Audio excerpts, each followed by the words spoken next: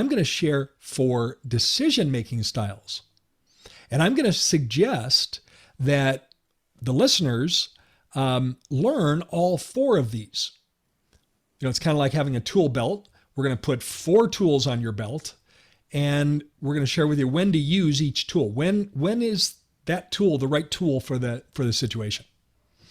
And just like Daniel Goleman shared in his Leadership Gets Results, I think this is going to make you a lot more effective, because then you're literally going to be using the right tool for the situation. All right. So now what I'm going to do is I'm going to introduce the 4 different decision-making styles through a common phrase. This will all make sense in a minute. A common phrase. And I'm going to number them decision-making style number 1, number 2, number 3, and number 4. And they're not in order. It's just so we can kind of put some structure to this conversation. All right. So remember, common phrase that we all know. And listen to the nuances and the differences here. So decision-making style number 1 goes like this.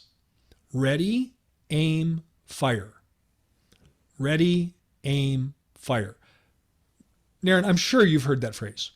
Yes. Whether you've ever actually been to a gun range and shot a gun, that doesn't matter. We all know the term ready, aim, fire. Yes. Correct? Okay, that's what we are taught to be the right way, or at least the default way of making decisions, right? That's how we should do it, right? Yes. At least that's what we are, it's taught. the right order. Yeah, All exactly. Right. Well, again, sticking with that common phrase, I'm now going to distort it a little bit to describe the other 3. So decision-making style number 2 is just a juxtaposition. It goes like this. Ready, fire, aim. Ready, fire, aim. Sounds like the first one, doesn't it? Yes, you're just flipping the fire and the aim, right? Instead of aiming and then firing, you are firing and then aiming. Right. Ready, fire, aim. And you're thinking, wait a minute, that's not how we're supposed to do it. But many people function that way in their decision making. True. By the way, I will raise my hand right here and say my natural default style that I was born with, that's wired into my DNA, that I don't think about, it's just subconscious, is ready, fire, aim. That is mine. And until I knew the differences, that's what I used every time. Which again, may or may not be the right tool for the job. All right, let's go to the third one.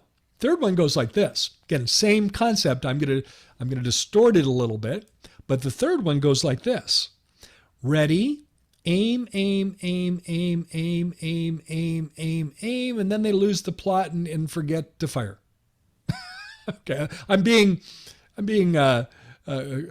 humorous with this. Yes. But that is a style that some people use, right?